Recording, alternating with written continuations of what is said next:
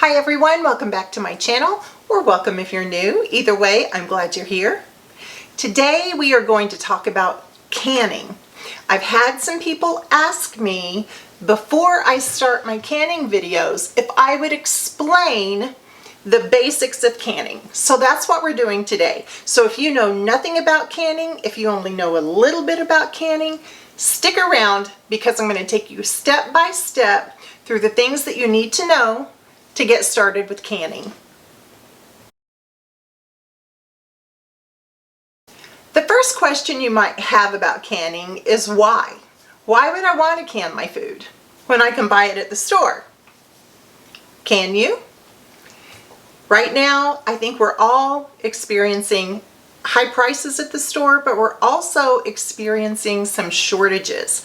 This is a way that if you're going to go to the store and buy something, you just buy a little extra and can it up.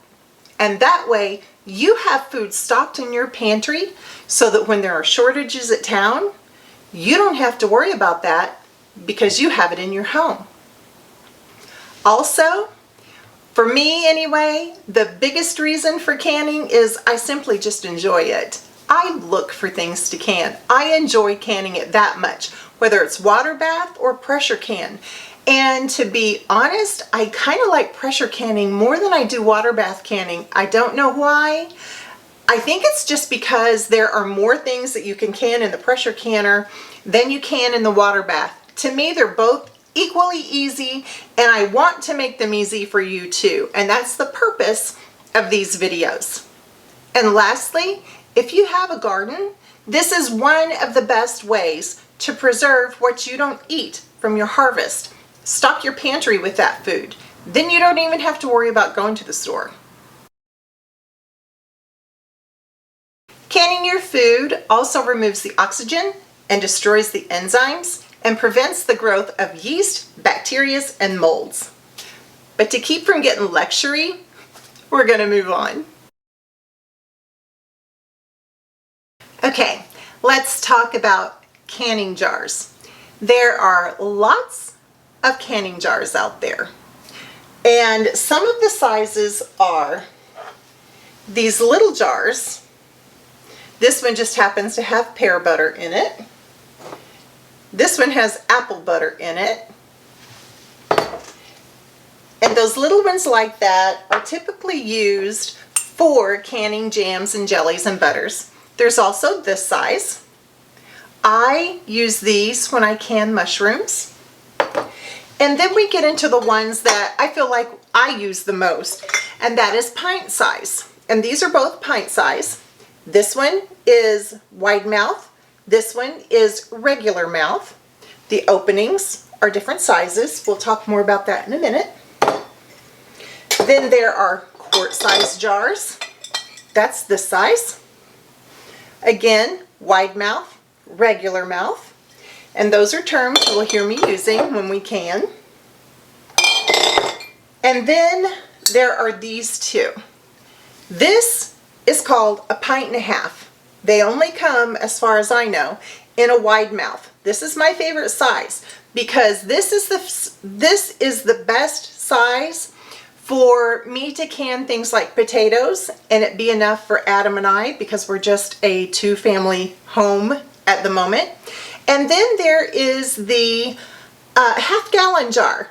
This one is a wide mouth. They also come in a regular mouth. My regular mouth are probably packed away because I don't use regular mouth jars very often. They are threaded on the top. There are different brands. These are Ball. Let me say this though. When there was the canning lid and canning jar shortage of 2020, our local farm store carried a type of jar, and they had big signs that were up everywhere that said, for water bath canning only. This jar is not intended for pressure canning.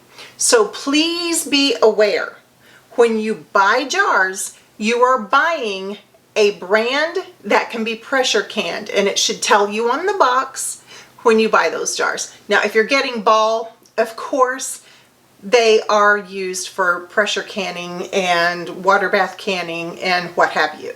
So be aware there are types of jars out there that are not intended for pressure canning. Let's talk about lids. Now, again, I use what is readily available to me at town, and again, that is ball. This is a regular mouth. This is intended to go on a regular mouth jar. This one is a wide mouth. You can see that it is bigger than the regular mouth, intended to fit on the wide mouth jar. Now, these are called rings or bands for the wide mouth, for the regular mouth. These are intended to work with your regular mouth jar, the regular mouth lid, the regular mouth ring, and you will hear ring and band used interchangeably, and they are intended for the regular mouth jar, wide mouth lid, wide mouth jar, wide mouth ring or band. Okay? Now, what are some of the other supplies that you will need for canning? You're going to need a jar lifter, because when you are water bath canning especially, and because you have to have the water going over your jars, you are going to need a jar lifter to put them in the canner. But doesn't matter which way you're canning, whether you're using water bath or pressure canning, you're most definitely going to want a jar lifter to get your jars out of your canner, because these are going to be super, super hot. So you're going to have a jar lifter. Whether it's water bath canning or whether it's pressure canning, besides your jars and lids and rings or bands, what you're going to have, besides the food that you put in them, is a funnel. Funnels are made to fit down over your jar. This part of the funnel fits down inside your jar, and it makes it so much easier to fill your jar. And there are metal and there are plastic. Now this one, you can tell, has the headspace. That's what these markings are for. We'll talk about headspace in a minute. But it has the markings for the headspace on here. I like this this funnel. It has the smaller part that goes down inside the jar, and then this wider white part fits down over the jar. It doesn't matter which one you have, and I'll be honest, I use this one more often. If you're new, you might prefer this one, just because you have your marks on here for your headspace. I've canned for years, and I pretty much know I don't even measure it anymore. I eyeball it. We'll get you there. The next thing you're going to want to have is a ladle. This will help you to fill your jars into your funnel, into your jar. Okay? So you're going to want to have a ladle. And you might want to have not just the plastic one, but you might also want to get a metal one, because if you ever do anything like lard, you'll definitely want to have a metal funnel or ladle. The next thing you're going to want to have is a debubbler. Now this debubbler has little stair steps here. You put the stair step inside your jar, so inch, 3/4 inch, 1/2 inch, 1/4 inch. But the other end is used for debubbling. Anytime you have any food in your jar, you are going to want to debubble. Now clearly, if it's juice or broth, you don't need to debubble. But any kind of vegetable or pickle or whatever, meat, you're going to want to debubble. And that's what this is for. You need something for debubbling your food. And then of course, you are going to Clean off those rims so you don't have anything that will prevent your lid from sealing. And that's where vinegar and just a little bowl to put some vinegar in and a paper towel comes in. You will put your vinegar in your bowl.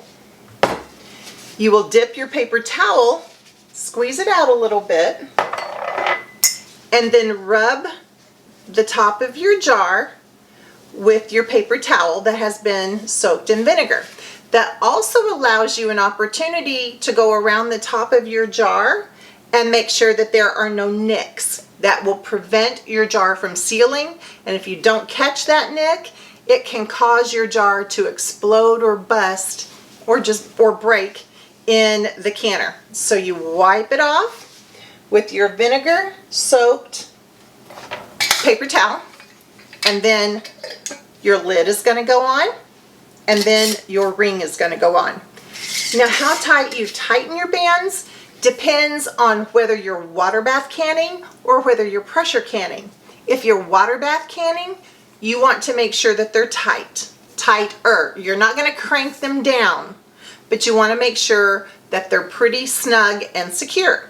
However, if you are pressure canning, you want, the reason that we pressure can is to pull that air out of your jar. And if it's really cranked down on there, that doesn't happen. So we do what we call finger tight, just with your fingers. It's on, it's secure, but I can very easily twist this and that lid comes right back off. That is finger tight. Okay, now let's get into talking about the two different types of canners. There's a water bath canner and there's a pressure canner. Let's first talk about the water bath canner. I'm going to turn the camera down to my stove and show you my one of my water bath canners, and we'll talk a little bit more about that. This is a water bath canner. Now they come in different styles and they come in different sizes, but they all have a rack on the inside that your jars fit into. Now, before you worry about your jars, you want to be sure that your canner is filled halfway with boiling water. Then you are going to fill your jars and set them in your rack, and you will fill up your rack with however many jars it will hold, depending on the size of your canner.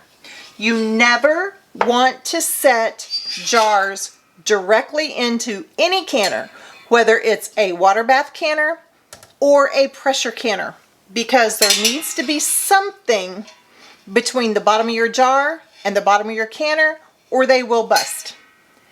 After you have your water brought up to a boil, at least halfway full, your jars are full, and in your basket, you are going to set your basket with the handles down into the canner.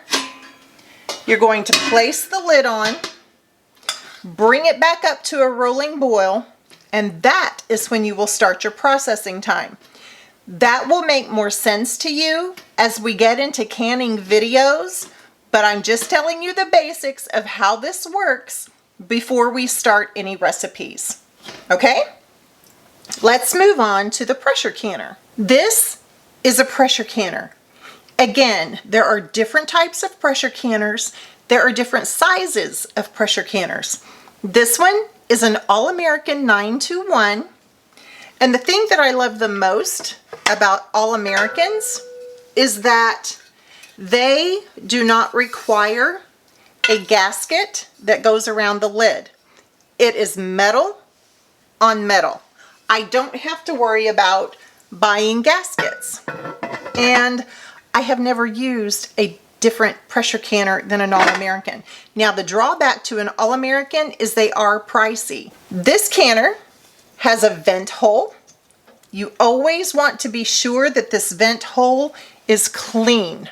So every time I put my pressure canner up, I will take a pipe cleaner, and you can see that this is dirty because I use it all the time, and I stick it up through the hole where my vent pipe is, and I run it through to be sure that it is clean. Now, again, all canners come with racks that sit on the bottom of the canner that is between the bottom of your jar and the bottom of the canner. Never, ever, ever set a jar directly into a pan or a canner. Now, this one comes with two, because if I have pint jars, I can fill the bottom up with pint jars. I can set this on top of those, and I can put another layer or row of pint jars on the top. And then your lid goes on. There's a process that you go through with your canner, and we will get into that as we get into a recipe. This pressure canner also uses a weight. And on this weight, there are some numbers. There's a 5, there's a 10, might have to take my word on it, there's a 10, and there's a 15. At every number, there's a hole. And that hole that's underneath the 10 goes on my vent hole. And then we do the rest of the processing, and we'll get into that as we get into a recipe. Let's talk about canning books. There are a ton of canning books out there on the market. You can pretty much find them anywhere. But know this, they are not all reliable sources. I'm not saying don't buy them. I'm not saying don't use them. However, I am saying be sure that you know what you're doing before you use them. And if you are a beginner, and I'm assuming that you are because you're watching this video, I would suggest not buying them at all. And I have a ton. I have this one. I have, whoops, I have this one. I have the one that I just dropped on the floor. I have this one. And I'm going to grab that one that I just dropped on the floor.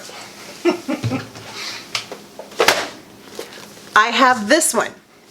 This one might seem like a very good book to get because it says The Beginner's Guide to. I have not used any recipes from this book yet. I've had it for a while, but I haven't used any recipes from it. Let me put my glasses back on so I can see. Sorry about that. I have not used any of the recipes from this book. However, I know some people who have, and they are trusted canners, and they have said there are practices in this book concerning canning that are not safe. So you should know that. If you're going to buy books like that, I would suggest that you know what you're doing for a while first before you buy them. There are also names that you know and trust, like Kerr, this Kerr, and this Ball Blue Book. Now you might think, hey, those are from Kerr and Ball. Those are names that I know. Those are the canning jars that I'm using. Those are safe, right? Yes and no, because the USDA is constantly testing and updating their practices. And so these types of books become not necessarily obsolete, but they have found that there are some adjustments that need to be done in processing times and ingredients, and you just need to be sure that you have the up-to-date version for canning and processing your food. So with that said, I do use this one a lot.